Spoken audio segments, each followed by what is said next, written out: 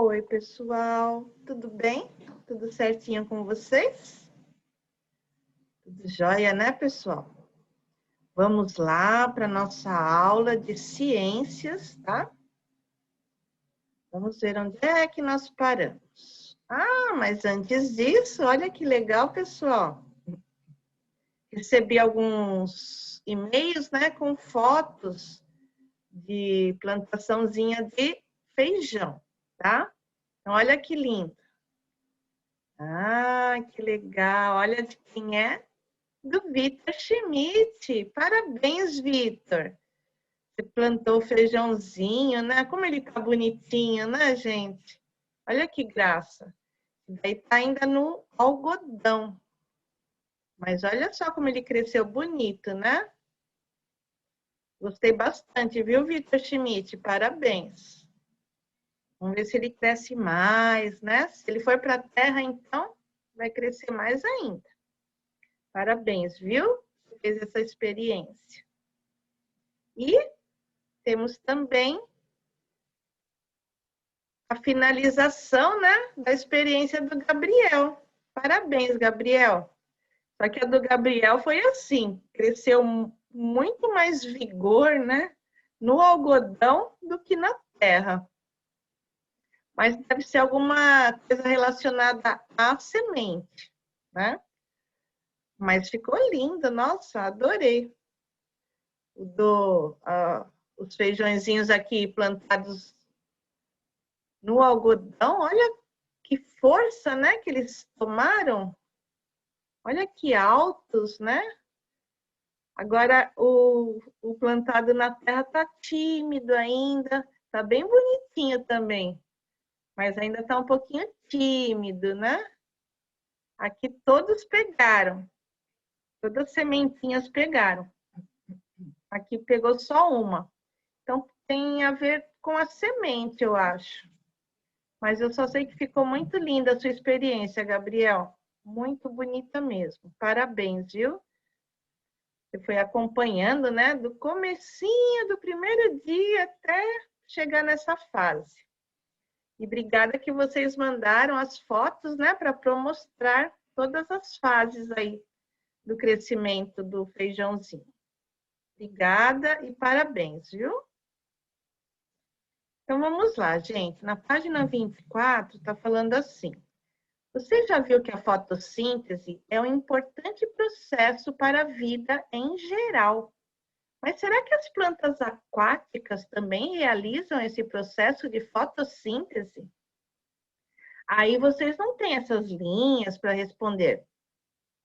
Se vocês tiverem um espacinho e quiserem responder, tudo bem, tá?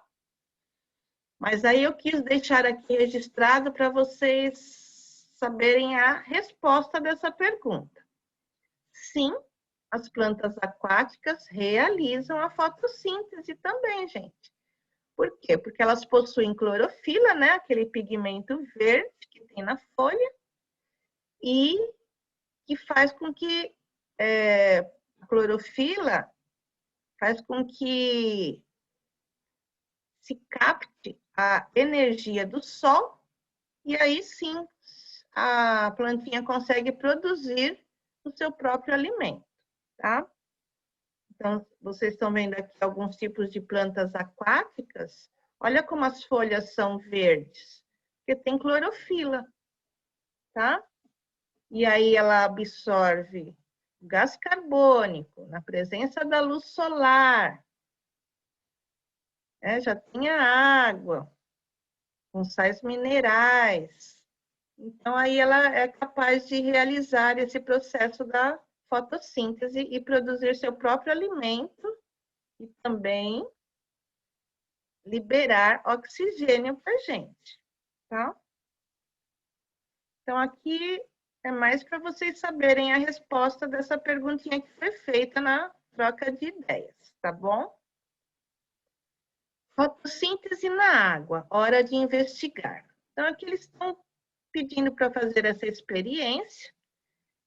Quem tiver esse material em casa e quiser fazer, tá bom?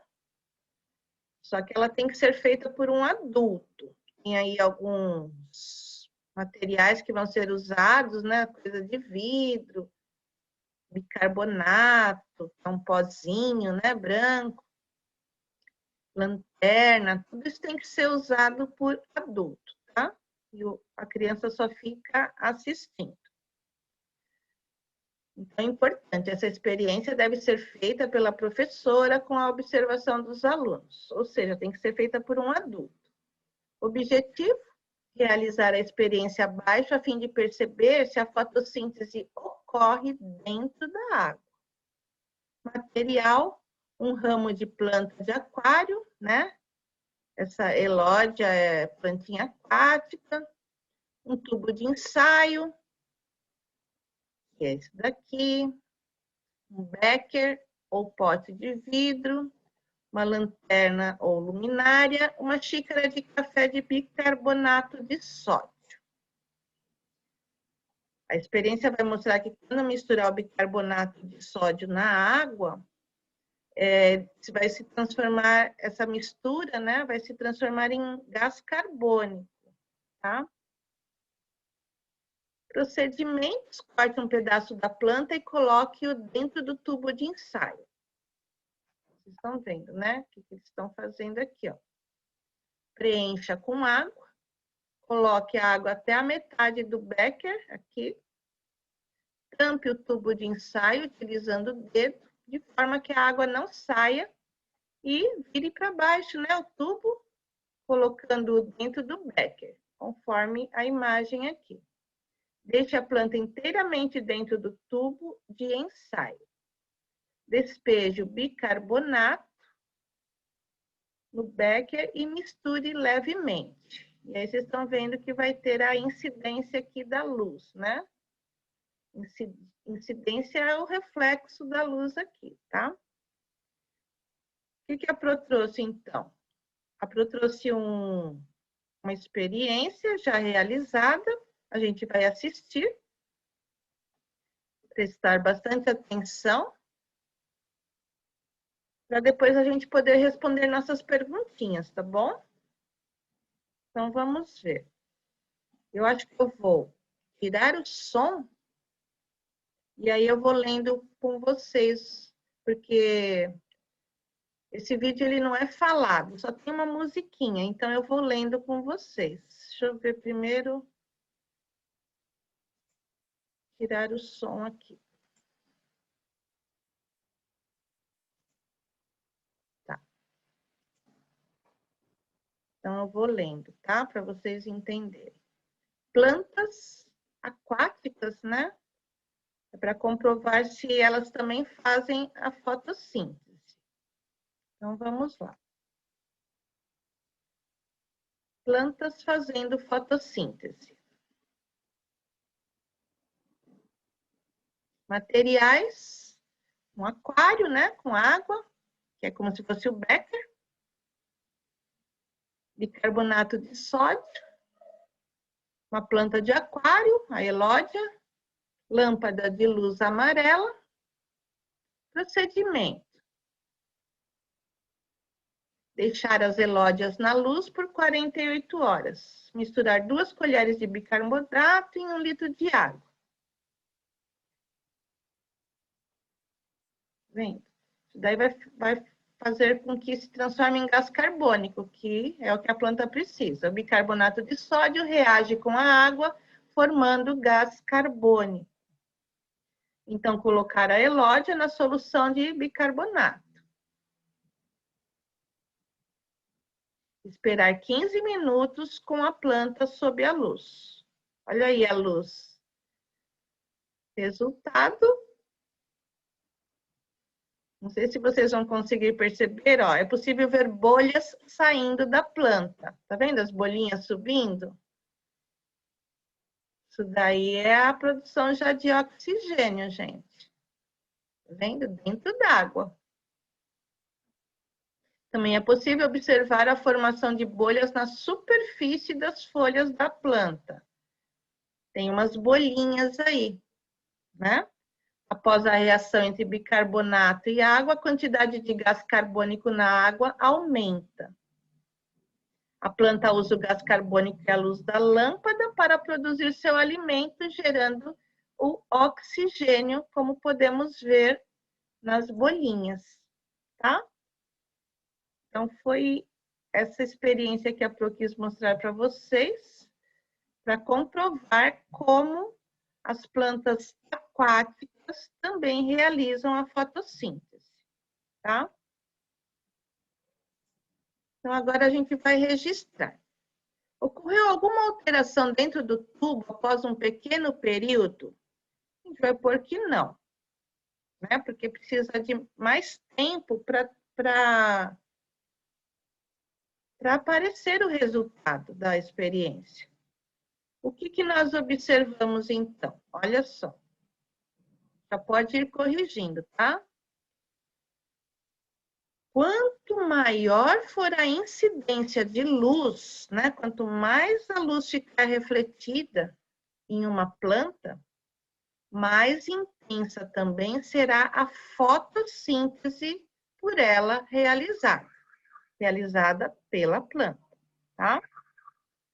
O que a lanterna representa e por que ela foi utilizada? A lanterna representa o sol e foi utilizada para simular a ação da luz solar, tá? Então, essa experiência quis provar que as plantas aquáticas também realizam a fotossíntese, ou seja, elas também produzem seu próprio alimento, né? E também absorvem gás carbônico, liberam oxigênio, isso na presença da luz. Se não tiver luz, elas respiram como nós, absorvem oxigênio e liberam gás carbônico. Saiba mais, aqui é uma curiosidade, tá, gente? Mas para a gente ler e ficar mais curiosinho e tentar, né, querer pesquisar mais na internet sobre o assunto, né? Quem fica curioso sobre um assunto quer saber mais sobre ele. Então, quem quiser fazer uma pesquisa complementar, quando tiver um tempinho, né? Pode ir lá na internet e pesquisar. Alga é planta? As algas não são plantas, mas também não são animais. Elas pertencem a um outro reino de seres vivos, tá? Elas são organismos, elas têm vida, são organismos. Uma característica comum em todas as algas é a presença da clorofila em suas células. Substância essa que dá a cor predominante verde. Então, as algas, ó, também têm clorofila, né? Aquele pigmento verde. As algas não têm uma estrutura definida como as plantas, não possuindo raiz, nem caule, nem folha e nem flor. Seu corpo é mole, com formato de talo. As algas também não são todas iguais. Com formas e tamanhos diferentes, podem ter filamentos, lâminas ou ramos, ou até a forma de uma folha. São encontradas em muitos lugares, nos mares, nos rios, nos lagos, lagoas, podendo viver fixas, por exemplo, no fundo dos mares, dos rios e sobre rochas ou flutuantes na água. Para se alimentarem, utilizam toda a superfície do seu corpo para absorver os sais minerais da água. São também a fonte mais importante de alimento, direta ou indiretamente, para a grande maioria dos seres vivos aquáticos. Então, elas servem de alimento também, né? As algas são importantes ao meio ambiente e todas elas realizam a fotossíntese. São também responsáveis, olha que interessante, gente, por cerca de 70 a 90% do oxigênio liberado no planeta. E são consideradas o verdadeiro pulmão do mundo, e não a floresta amazônica como se pensava. Nossa, elas liberam mais oxigênio ainda do que a floresta amazônica, hein, gente? As algas possibilitam ainda a renovação do oxigênio do ar atmosférico e daquele que se encontra misturado na água, necessário, né, para a maioria dos seres aquáticos. Aí vem a troca de ideias, converse aí com os familiares, né, sobre esses seres vivos. Eles são importantes para a vida, por quê? Nossa, só nesse texto a gente já percebeu que as algas são muito importantes, né? Elas liberam de 70% a 90% do oxigênio utilizado no planeta, né? Tá falando que elas sim são consideradas o pulmão do nosso mundo e não a floresta amazônica como se imaginava. Então é claro que a alga é muito importante, tá, gente? Então é mais uma curiosidade. Agora a gente vai lá para a lição de casa 3, na página 53. Leia o poema abaixo e responda. Então o nome do poema do Sidônio Muralha, né, que é o autor, o nome do poema é A Turma da Primavera. Nos jardins abandonados, por culpa de certos senhores, ficaram desempregados os beija-flores. Vamos comprar regadores e semear sem sossego para dar aos beija-flores um novo emprego. Ai, que lindinho, né? Agora a gente vai entender melhor. O poema afirma que nos jardins abandonados, os beija-flores ficaram desempregados. Explique o que você entendeu sobre esse trecho do poema. Então, vocês podem tanto fazer sozinhos, né, como aceitar a sugestão da Pro. Esse trecho do poema quis dizer que jardins abandonados não possuem flores. E aí, as flores, né, que atraem os beija-flores, se não possuem flores, como é que vão atrair os beija-flores? Tá? Por isso que eles ficam desempregados, ficam sem o emprego deles de ficar indo lá pegar o néctar da flor. Tá? Aí vocês já podem colocar autocorreção e corrigir. Então, esse trecho do poema quis dizer que jardins abandonados não possuem flores para poder atrair os beija-flores. Tá? Podemos afirmar que os beija-flores ajudam a polinizar as flores? Por quê? Sim, pois levam os grãos de pólen ao pousarem de flor em flor. Né? Eles levam no biquinho, levam na patinha, os grãozinhos de pólen. Conforme eles vão pousando, né, de flor em flor, eles vão carregando, vão transportando esses grãos de pólen, tá? E aí ajuda a fecundar e nascer novas espécies daquela planta, daquela flor, tá bom? Também pode corrigir. Explique o que é polinização. A polinização é o transporte dos grãos de pólen da parte masculina da flor para a parte feminina. Aí vai acontecer um processo ali de fecundação e, a partir disso, vão nascer as flores, os frutos. Então, a plantinha, né, vai nascer uma nova planta da mesma espécie e nascem as flores, os frutos, a plantinha vai se desenvolvendo. Então, esses polinizadores são muito importantes para todo esse processo. Tanto é que vai perguntar agora, ó. Além do beija-flor, existem outros animais considerados polinizadores? Escreva o nome de 2 deles. Sim, como, por exemplo, as abelhas e as aves, né?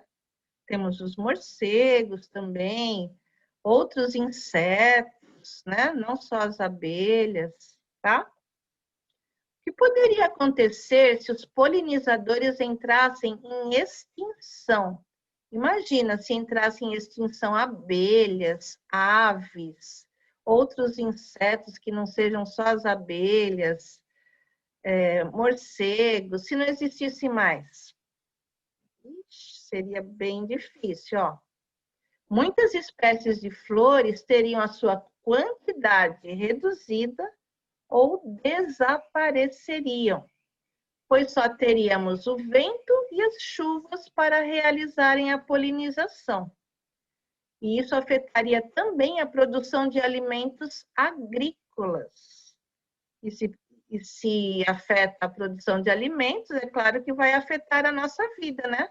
Porque nós dependemos dos alimentos para sobreviver, tá?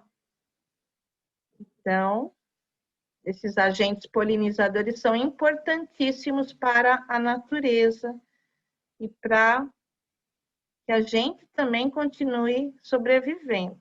A gente só tem que agradecer esses animaizinhos, o vento, as chuvas, né? Então é isso, gente. Por hoje é isso. Espero que vocês se dediquem bastante, tá bom? Façam tudo com bastante capricho, tá? E a gente se vê na nossa próxima aula de ciências. Bye, bye, pessoal. Um beijinho da Pro. Tchau para vocês.